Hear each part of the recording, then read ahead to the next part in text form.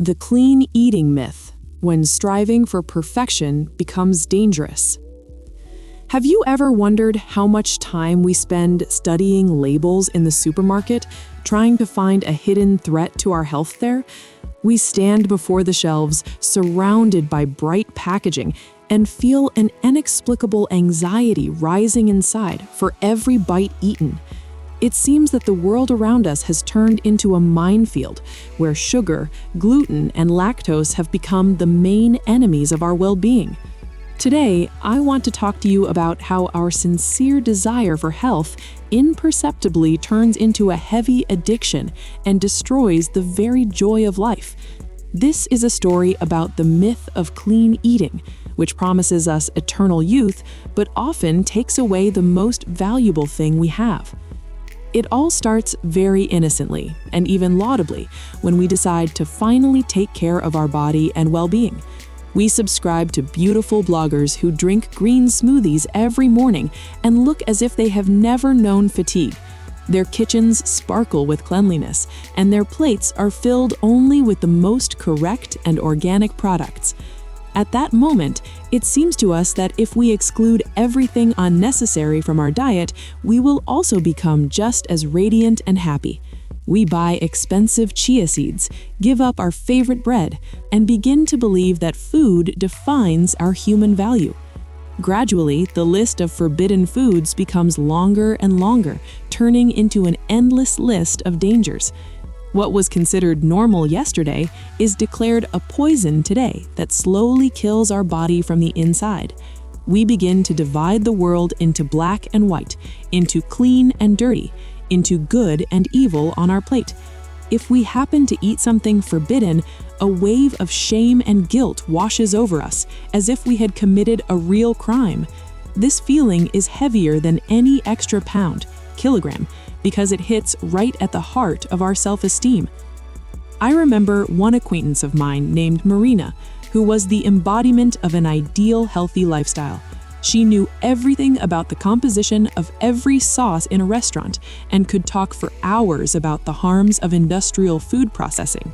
Her social media was full of enthusiastic reviews about detox and cleansing, and thousands of women dreamed of being like her. But behind closed doors, a completely different reality was hidden, full of tears and panic attacks. Marina was afraid to visit her parents because homemade pies awaited her there, which now seemed to her the embodiment of horror. She was slowly losing friends because her only topic of conversation became the purity of her diet. This phenomenon has been named orthorexia, and it is much more dangerous than it might seem at first glance. Unlike other eating disorders, here a person is fixated not on the quantity of food, but on its quality. The brain turns into a utility calculator that works without breaks or weekends, depriving us of the opportunity to simply enjoy the taste. We stop hearing our body's signals because the voice of the inner critic sounds much louder. We ignore hunger if it is not the time for a proper meal, and we suppress our true desires for the sake of a ghostly ideal. Modern wellness culture has created a dangerous illusion that health can be bought along with a set of superfoods. We are told that if we try hard enough, we can fully control our biology and avoid all diseases. But the truth is that our body is much more complex and wiser than any dietary scheme. The constant stress of trying to meet high standards of clean eating causes much more harm to the body than one eaten croissant. Cortisol, which is produced in moments of anxiety about one's diet, destroys our health more quietly and effectively than any sugar. Look at how our communication at the dinner table has changed in recent years. Instead of sharing news and supporting each other, we discuss calories and the harm of lectins. Food has ceased to be a tool for bringing people together and has turned into a way of demonstrating one's superiority or a reason for deep isolation. We are afraid of restaurants, afraid of travel, afraid of spontaneous joys, because there we cannot fully control the composition of the dishes. Our life narrows down to the size of kitchen scales and containers with pre-prepared correct food. The saddest part of this story is that the clean eating industry actively exploits our fears and insecurities. We are sold products labeled free from everything, promising freedom, but in reality, they put new chains on us. We spend huge sums of money on exotic supplements, while our body often needs simple and understandable things. Real health is impossible without mental balance, which cannot be found in conditions of constant prohibitions. When we deprive ourselves of the pleasure of food, we deprive ourselves of one of the basic sources of joy inherent in us by nature. I have seen young girls lose the sparkle in their eyes and the thickness of their hair following the strictest cleansing protocols. Their skin becomes pale, and their thoughts get confused from a constant energy deficit, but they continue to believe that this is just the process of toxins leaving. This is a terrible trap in which the body screams for help, and the mind interprets these signals as the need for even more self-restriction. We have forgotten how to trust ourselves and our instincts, handing over the right to manage our lives to algorithms and advice from the internet. The path to healing begins with the recognition that ideal nutrition simply does not exist in nature. Every organism is unique, and what suits one person may be completely unacceptable for another. We need to reclaim our right to make mistakes and the right to ordinary, non-ideal human food. Health is not only the absence of disease and clean lab results, but also the ability to enjoy life in all its manifestations. It is the opportunity to eat a piece of birthday cake with a child and feel only love and warmth, rather than calculating the amount of carbohydrates. We must learn to distinguish self-care from self-violence, which masks itself as good intentions. Real love for one's body manifests in the ability to listen to its needs and give it what it asks for at the moment. Sometimes it will be a fresh salad, and sometimes a hot plate of pasta after a hard day's work.